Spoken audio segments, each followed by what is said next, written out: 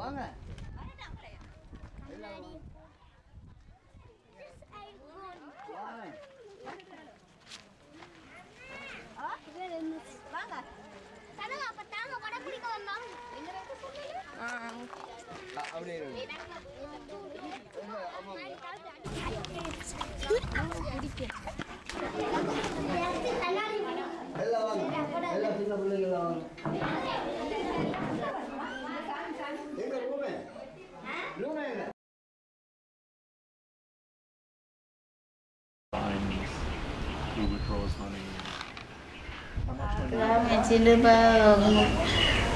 எங்களோட மக்களுக்காக நாங்கள் கோழி ஆடு மாடு வளர்க்குறதுக்கு முயற்சி செய்து கொண்டிருக்கிறோம்.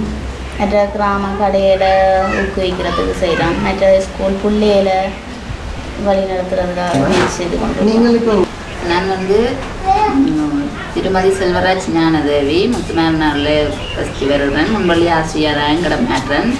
நாங்கள் 77ஆம் ஆண்டு கலவரத்திற்கு இங்கெல்லாம் முழுக்குடியம் வந்தாங்க. திரும்பவும் இடம்பெயர்ந்து போய் 2009ஆம் ஆண்டு 2ஆம் மாதம் 5ஆம் தேதி குடியேறோம்.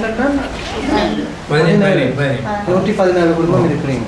அப்போ அந்த குடும்பங்கள் இப்போ எல்லாருமே இங்கே இருக்கிறீங்களா? அதை பற்றி அது எல்லாருமே இங்கே இருக்குது.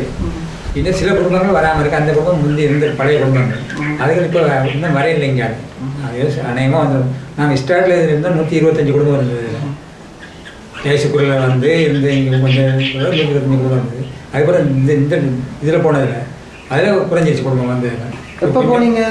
திரும்பி 96 போய் 2001 அந்த பிரச்சனை 2008 போய் திரும்ப 2009 இங்கே வந்து. அப்போ இப்போ இந்த வந்திருக்கிற போன இடத்துல 114 குடும்பம் நீங்கள் குடியமர்த்தப்பட்டு இருக்கிறீங்க. உங்களுக்கு இந்த யார் இந்த வீடு அமைப்பு கட்டணம் இதை செய்து தந்தது? யார் உதவி, எந்த நிறுவனங்கள் உதவி செய்தன்னு சொல்லி அரசாங்கத்தால் உங்களுக்கு என்ன உதவிகள் கிடைக்குன்னு சொல்ல இயலுமா? அரசாங்கத்தினால பொதுவாக அரசாங்கத்தில் உதவி செய்தான்னு சொன்னால் என்ன உதவி? அரசு உதவிகள் நடக்குது. அதெல்லாம் இப்போ யூஎன் கேபிட்டட் வீடு கட்டித்தராங்க. சர்வோதயம் ஆடுகள் மாடுகள் நீரிறக்கும் இயந்திரம் தையல் மிஷின் அப்படி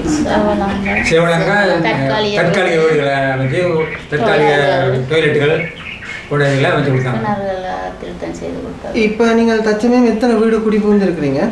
கிட்டத்தட்ட 10 குடும்பம் அப்படி நிரந்தர வீட்டில் குடியேறியிருக்கோம். 36 வீடுகள் யூஎன் கேபிட்டல் செய்து வந்திருக்கு. இப்போ இந்த 114 குடும்பத்தில் எத்தனை உங்களோட சனத்தொகை எத்தனை? கிட்டத்தட்ட 425. 20 பிள்ளையிலேருந்து போகிறது குறைவு பள்ளிக்கூடம். அந்த போகிறது குறைவுன்றீங்க, என்ன காரணம் சொல்லுங்க? பேரண்ட்ஸ் பிள்ளையில கொஞ்சம் கவனிப்பு குறைவு. ஏன் அந்த பேரண்ட்ஸ் பேரண்ட்ஸ் இப்படி 6 மணிக்கு வேலைக்கு போகிறாங்க பிள்ளையில விட்டுட்டு. அப்போ அந்த பிள்ளைய பள்ளிக்கூடம் போகிறதுக்கு கொஞ்சம் கள்ளம் தானே. தாய் தாப்பன் சில பிள்ளைகளை வலிக்கெடுத்து விட்டுட்டு தான் போகுது. அதுகள் தாப்பனும் தாயும் வேலைக்கு போனோன்னா பிள்ளைகள் போகாது. அது நாங்கள் போய் வீட்டில் கதைச்சா பேரண்ட்ஸ் மேலே அதை அடுத்த நாளும் கவனம் எடுக்காம தான் இருக்கிறாங்க. அப்போ என்ன காரணத்துக்காக இந்த பேரண்ட்ஸ் வேலைக்கு போகிறாங்கன்னு உங்களுக்கு சொல்லிடுமா? கஷ்ட நிலைமையால தான் போகிறாங்க. உழைப்பு வேறு வேலை வாய்ப்புகள் இல்லை.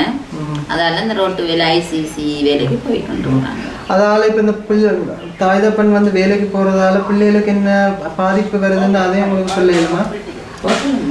பிள்ளைகள் பாதிப்புன்னு சொன்னால் அதை கவனிக்கிற குற்றம் இல்லை தானே. ஏன்னு சொன்னால் பெற்றோர்கள் போயிடுறாங்க.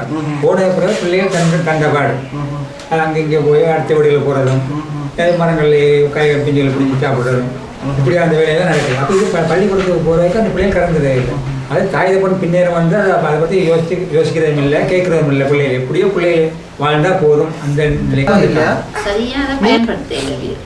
சரியாக பயன்படுத்த என்ன காரணத்தால சரியாக பயன்படுத்தணும்? அதான் இப்படி இந்த கூலி வேலையை தான் நம்புறாங்களே தவிர சுயமா முயற்சி செய்து இருக்கணும்ன்றதை விரும்புகிறாங்க. மற்றது நீங்கள் முதல் சொல்லியிருந்தீங்க இங்கே இந்த கட்டிடம் அமைஞ்சிருக்கு தானே, இது என்னத்துக்காக நீங்கள் இதை உபயோகிக்கிறீங்கன்னு சொல்லணுமா? இது வந்து நாங்கள் முன்பள்ளி சிறார்களுக்காக அமைச்சு முன்பள்ளி நடத்தி கொண்டிருக்கோம்.